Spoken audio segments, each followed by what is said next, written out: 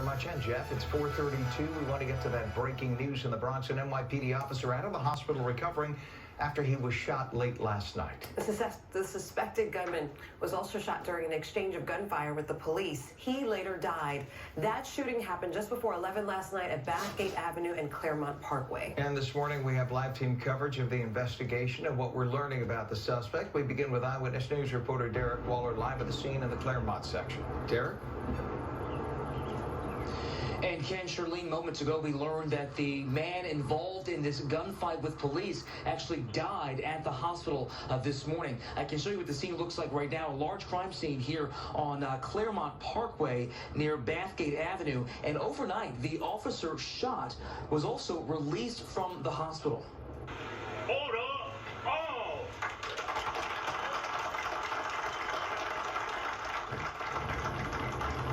Well, this is 32-year-old NYPD officer Dennis Vargas leaving Lincoln Hospital this morning. He was shot in the arm during a confrontation with a man they were trying to find. Police say that man, 25-year-old Ramik Smith, fired first at the uniformed officers just before 11 o'clock last night as they approached near 3rd Avenue in Claremont. The cops returned fire, shooting Smith in the head. He died at St. Barnabas Hospital. An outraged police commissioner and Mayor Adams were here overnight. I have to commend our courageous officers. This is what we ask them to do. And they're on the streets every day and night risking their lives on behalf of New Yorkers. They are up against those who believe we should be spending our attention protecting criminals. Who the hell will protect the innocent New Yorkers in this city? And so this morning, there are also loved ones of the man who was shot and killed by the police here at the scene, very upset, as you can imagine. And one man claiming that the person shot by police had mental issues.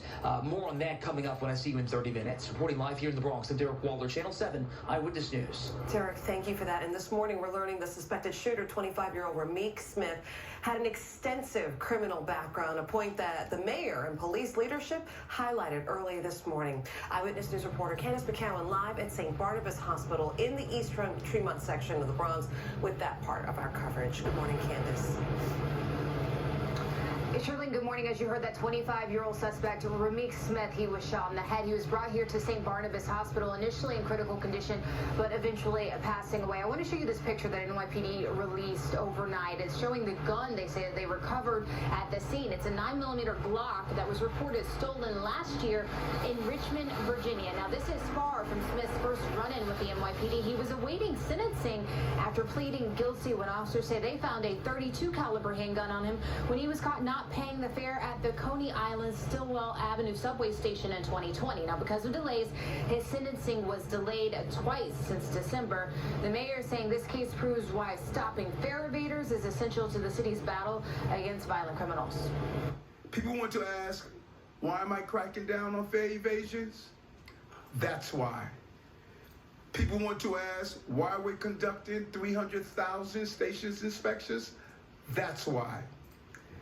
People want to ask, why are we pushing for reform? That's why. When will they stop patting us on the back and help us take our streets back? We are in a crisis.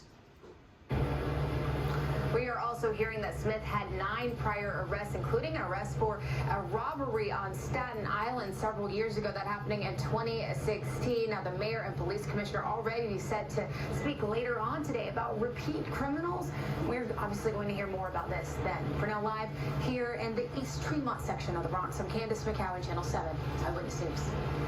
Candace, thank you for that. Stay with Eyewitness News as we continue to follow these breaking developments throughout the morning right here and online at ABC7 NY. Shifting gears at 4.